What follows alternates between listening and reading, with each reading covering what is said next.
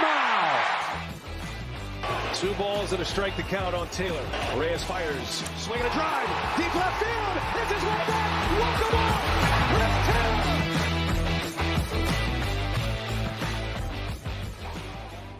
What's up, everybody? Welcome into DodgerHeads, presented by DodgerBlue.com, part of the Blue Wire Podcast Network. My name is Jeff Spiegel. Today, we got a special guest, Andy McCullough, senior writer of The Athletic, gearing up for baseball season. Andy, we're like 2 or 3 weeks away from pitchers and catchers reporting. We've got the World Baseball Classic. Are we excited? Are we excited baseball is here, or disappointed? Where are we at? Oh man, 2 or 3 weeks sounds short. It's like a month. We got a month. I have almost a month. Almost a month. That's fair. I leave for spring training on the 13th, so almost a month. We ready? Sure. Yeah. No.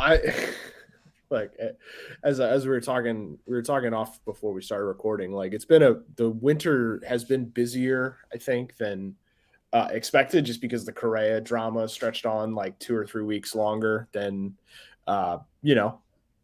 certainly the Giants thought it would go. And so just normally you get kind of downtime from like Christmas to the Super Bowl. And this year it was more like getting downtime from like midway through last week. Yeah. So. Okay. Well, I appreciate you coming on, chat some Dodgers. Obviously, you were on the beat for a little while there. Mm-hmm. So I know as a national guy, you've got insight because the Dodgers are a national team, and also as somebody who was local. So I'll just jump right in with kind of the big question that we've been fielding for the last like 3 months is, should Dodgers fans be worried, Andy? Oh, I thought it was like, what are the Dodgers doing? Oh, we'll get there. Don't worry. That's on my list. What do should be worried?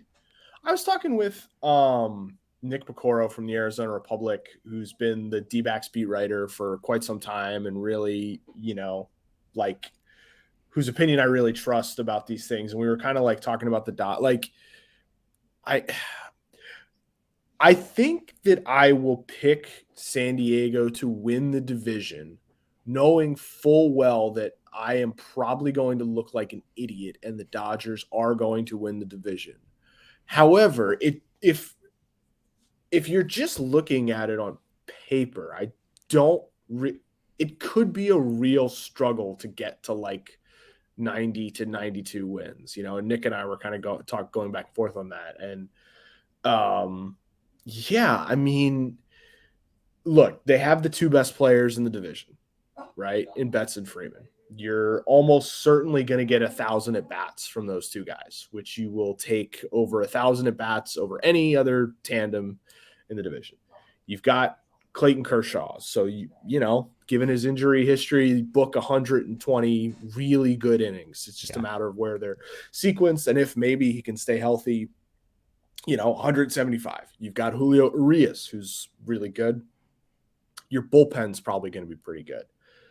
But man, I mean, you go to roster resource and you look at, the way the starting lineup is currently constructed, and it has that feel of like, it's a spring training game as compared to previous years. Just looking at the 6 through 7 through 9, and even then, like, you're banking on Max Muncy bouncing back. You're banking on JD Martinez, having a little bit of a resurgence. You're banking on Gavin Lux being able to be a full-time shortstop.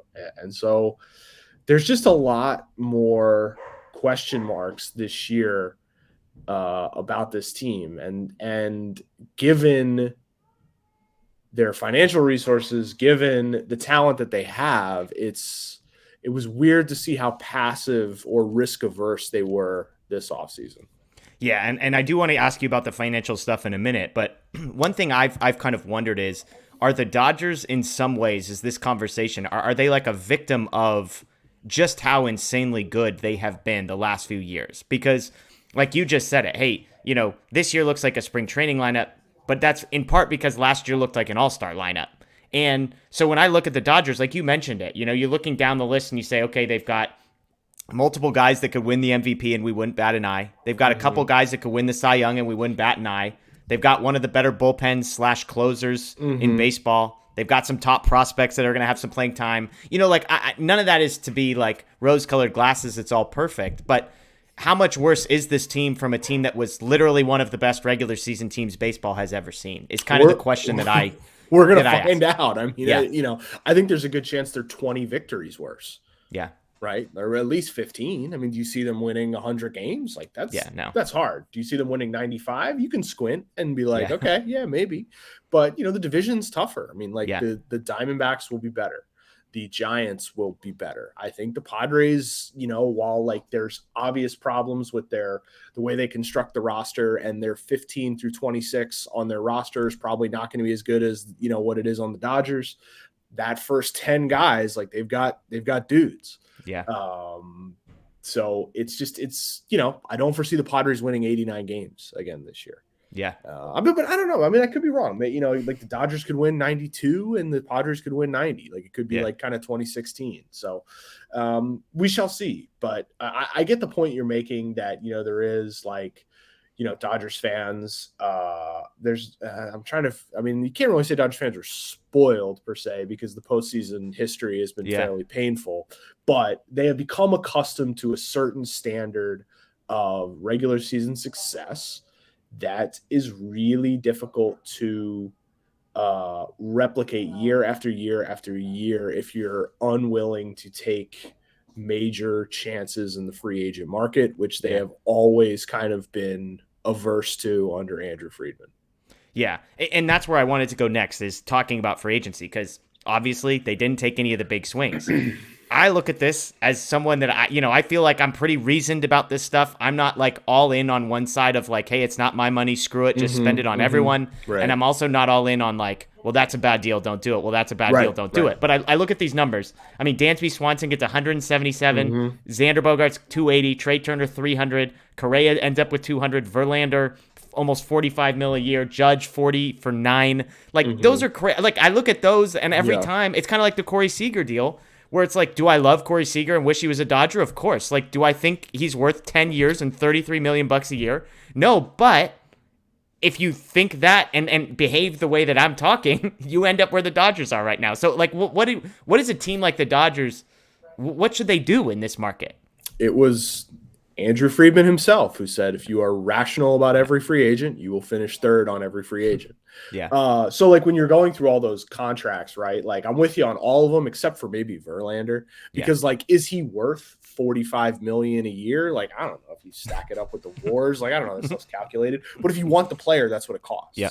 And the Dodgers should want that player, I think. Right. Yeah. That was the one that I felt like would have made the most sense for them in terms of it's a short-term deal.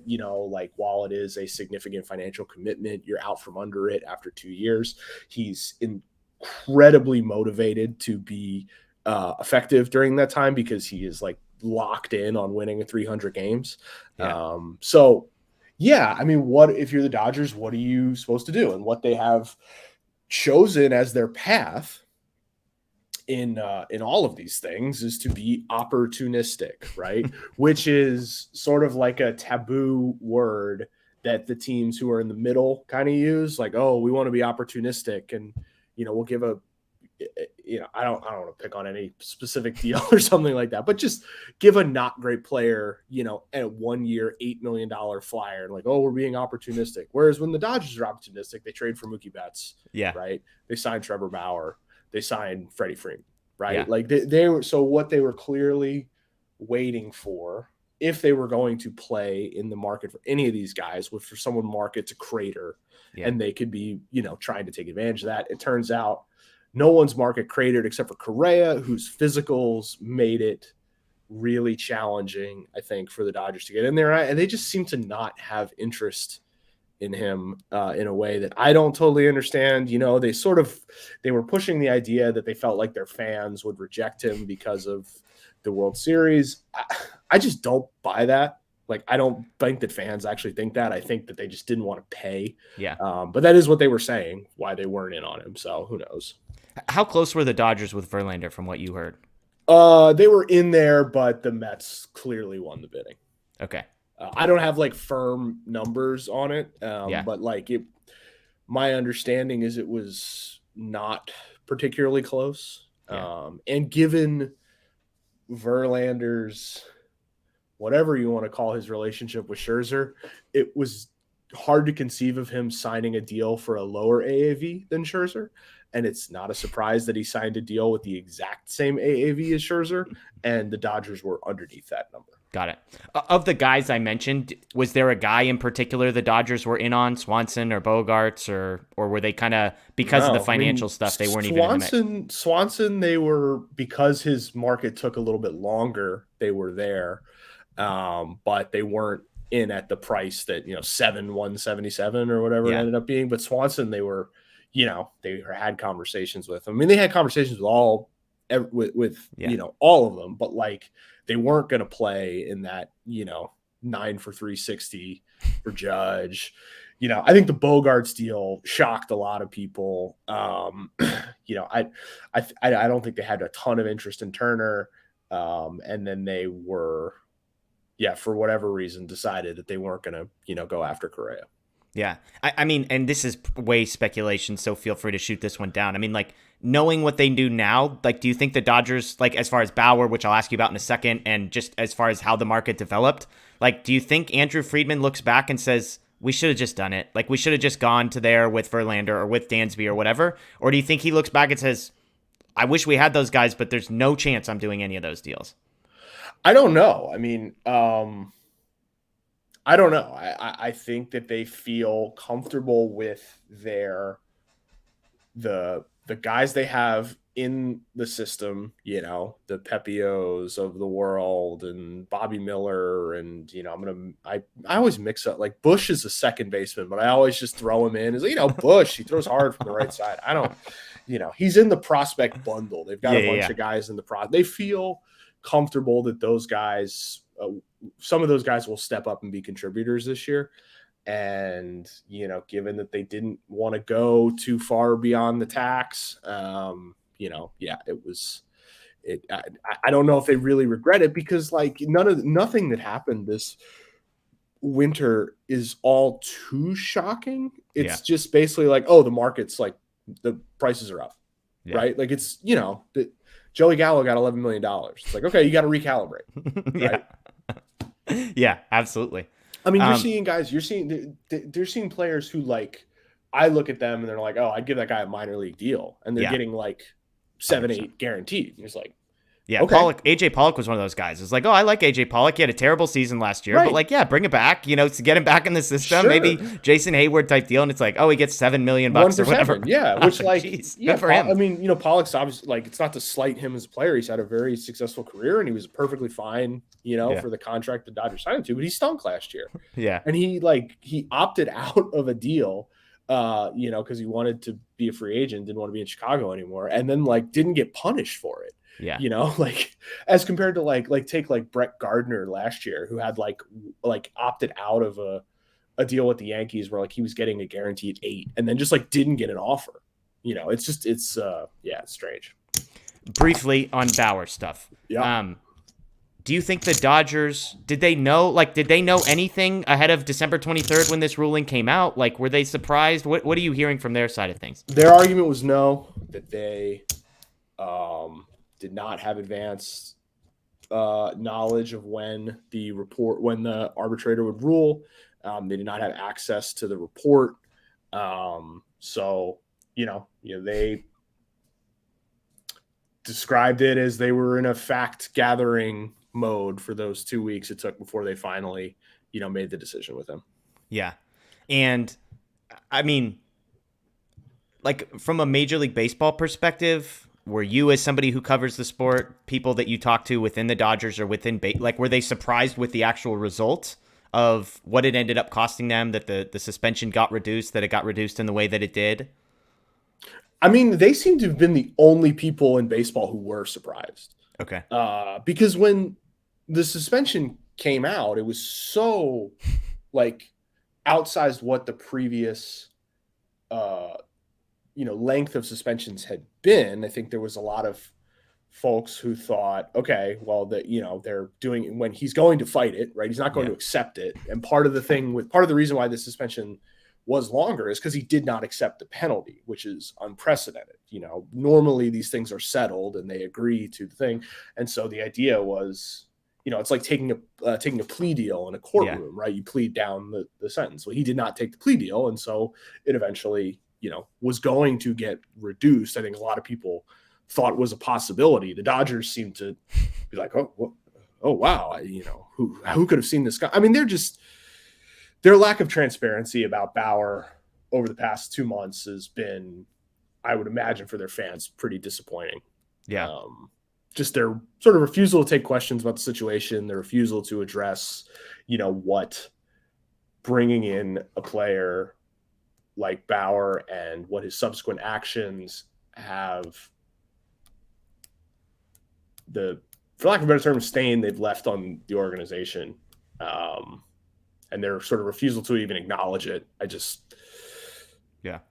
pretty disappointing. I imagine if you're a Dodgers fan, that probably doesn't make you feel great. And I don't want to harp on this. Like, do you think the Dodgers were they considering keeping him around? Yeah, I mean, they were.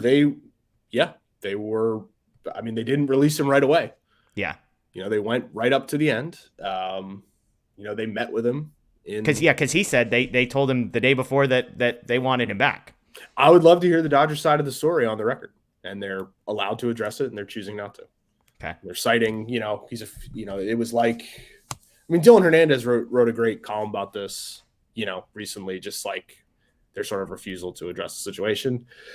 Did they want him back? They didn't. He's not on the Dodgers. So, in the end, they made the decision that I think a lot of folks felt was fairly obvious.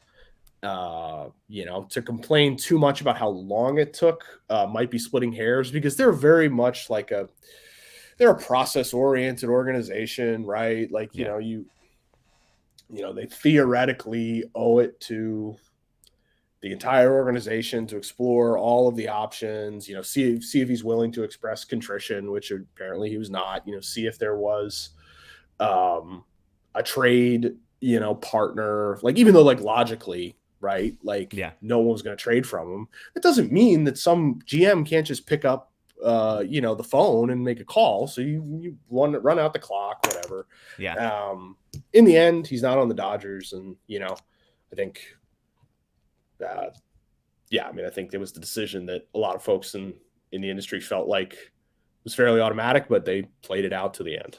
Do you think Bauer pitches for anybody this season? I would say no, but all it takes is one team. Yeah. All it takes is one team willing to take a chance. I mean, I think the fact that he is just sort of really has not demonstrated much contrition hurts his case. And I think we're going to see how the market really views him. You can get him essentially for free now. He obviously was incredibly effective, before he was suspended. But I would say no. I could see it happening down the road, maybe next year. But I would say no, but we'll see. All it takes is one team. Yeah. No, I'm with you. My answer is no as well. And I think the way that, and the NFL and Major League Baseball are polar opposites. And yet the fact that as extreme of a reaction to kind of how Deshaun Watson got treated in light of all of his stuff makes me skeptical that we've got 30 whatever people in baseball that would all agree to say no to this. So who knows? Yeah, I mean, teams are willing to stomach a lot of negative press, they're willing to send out fairly gross messages about how they feel about cases like this, if they feel like it will help them win. So I don't know. I mean, I think when you see things like whatever, I just want to say, as an industry, we've spent way too much time talking about this guy. Really, like, he had a couple good seasons. He's served a suspension. If he can get another job, good luck to him. Yeah. Okay, 2 more questions before we do some rapid fire stuff. Let's talk 2 of what I would say are the biggest holes on the Dodger roster. Or question marks. Let's say question marks and not holes. The first is shortstop. Gavin Lux, hey, we're going to start him at shortstop. I actually wasn't surprised by that. Like, when going into the offseason, I said if he's the starting shortstop next year, I'm not going to be surprised by it. There's a bunch of reasons why. I think the most confusing thing about the Dodgers at shortstop is trading for Miguel Rojas and taking on a little bit of money in a year where supposedly you're trying to stay under, yada, yada, yada. Like, what do you make of this? Do you think Lux can handle shortstop? Like, how do you see this story playing out? Yeah, I mean, they really believe Lux can handle it. They believe if you give him a full season, 500, 600 at bats, he can be a big league shortstop. He's, seems to be an above average hitter with a ceiling that once looked a little bit higher. I think probably the juiced ball back in the day in the minors played into that a little bit. But he's been a perfectly, fine big league player in this sort of weird hybrid utility role. Rojas, it seems like you just need someone who can catch the baseball if it's not Lux. And Lux earlier in his career had some yipsy in him.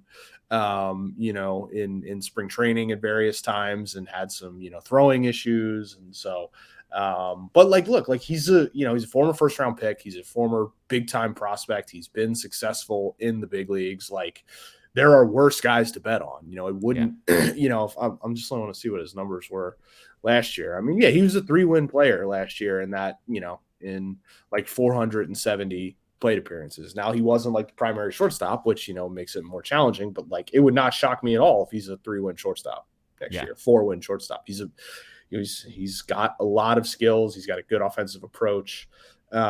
He's still pretty young. So betting on him, I feel like that makes more sense than maybe some of their decisions in the outfield. Yeah. Where I don't know if the ceiling is as high. Yeah. And I meant to ask this earlier as it relates to this. The Dodgers seemingly were trying to get under the threshold to reset the penalties. Then the report comes out from the LA Times right around the Rojas trade. Hey, they were already over actually because of the Bauer thing. What do you help me understand how a team like the Dodgers, Andrew Friedman says, we're going to do everything in our power to get under the threshold, and then somehow they miss it by $1 million. Every year I covered the Dodgers, I would use the publicly available trackers for the CBT. Yeah. And every year I would write what those numbers said, and people in their front office would be like, that's not accurate, because it's really complicated, right? It's not, I think the folks who compile that for COTS and, Fangraphs, they work really hard. And I'm sure it's super close, but they would always be like, yeah, that's not the figure. And I'll be like, okay, what's the figure? Well, we're not going to tell you. It's okay, well, this is the publicly available figure. So look, they want to reset the penalty because they become more onerous as a repeat offender, but getting taxed 20 cents on the dollar is something they can afford. So if they are a little bit over, I think they should be, they can live with that. Yeah, they should be able to at least. Last question here before we do rapid fire. Outfield, you mentioned it.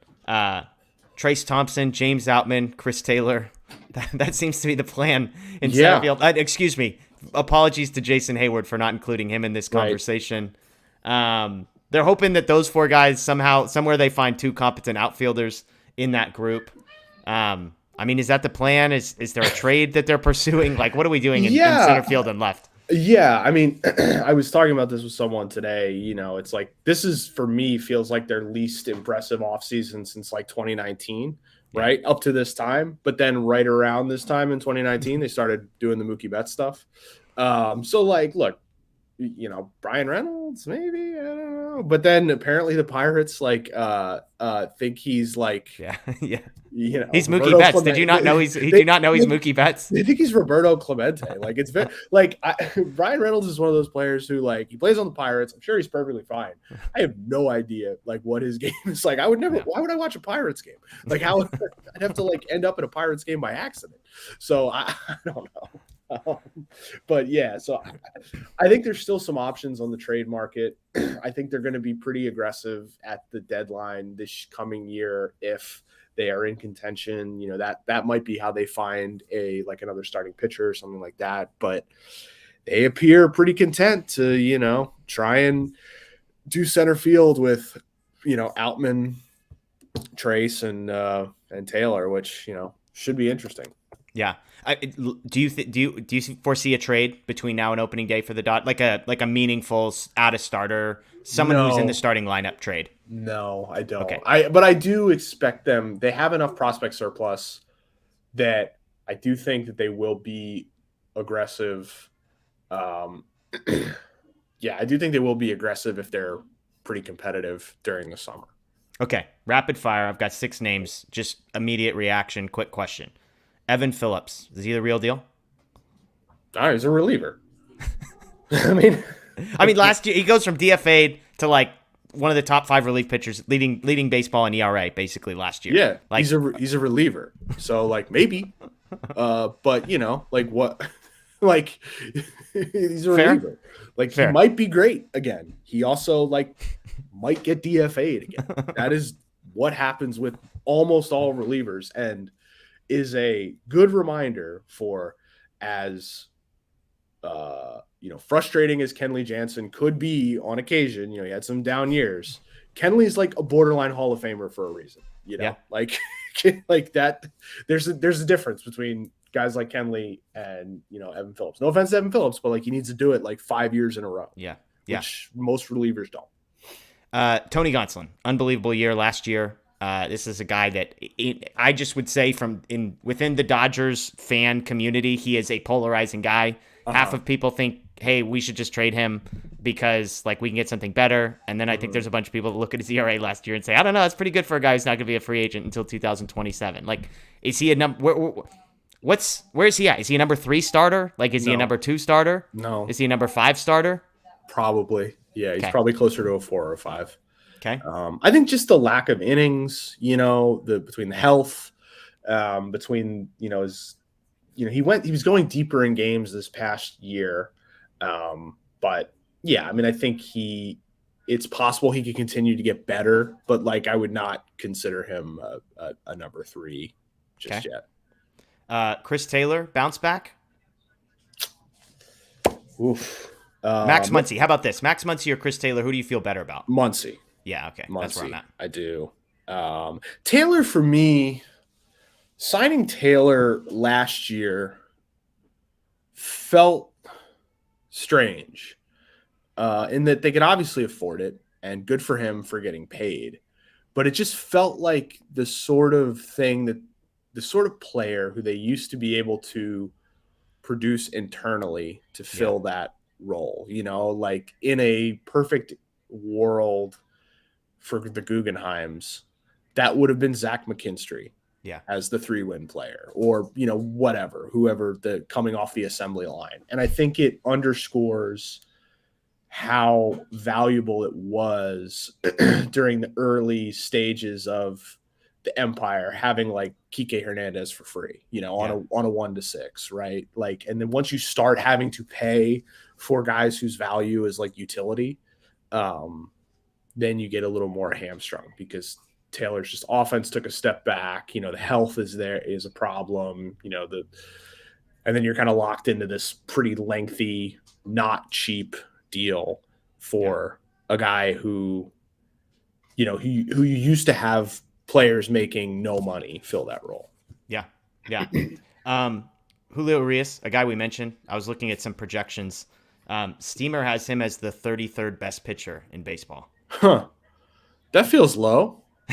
And look, there are Dodger fans again in our comments that will say, hey, the underlying metrics aren't good, blah, blah, blah. And yet it's you talk about relievers do it for 3 or 4 years. Julio has just consistently been elite. So, I'm not surprised that he's low because some of the underlying metrics that I'm guessing those sites are using, the projections are using, aren't awesome. But there seem to be some of these guys that for whatever reason, they just outperform the metrics. And at some point you just say, maybe it's not a fluke and maybe there's just something different here, do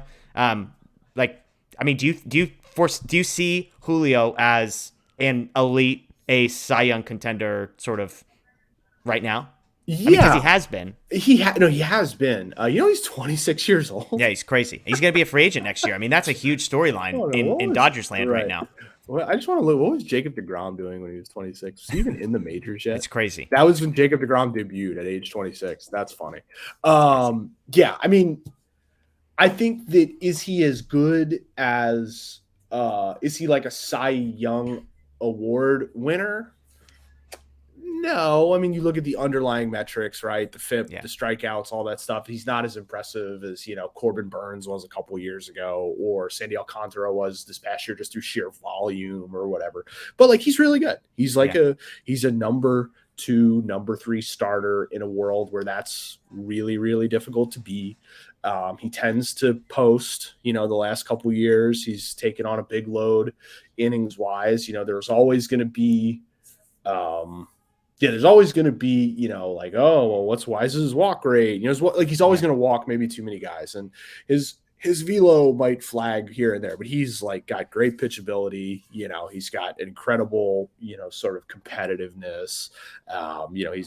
He's a really good pitcher. Yeah.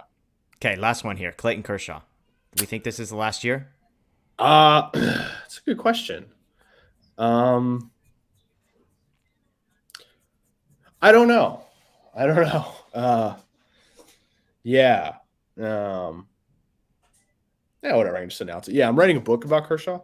That will be out next spring. Sweet. So I've been spending a lot of time talking to people about Kershaw. And I don't know. I mean, he doesn't know, or at least he says he doesn't know. I think he's going to do it year to year. I think he still very clearly is really good. I think the physical stuff is getting harder. I think that,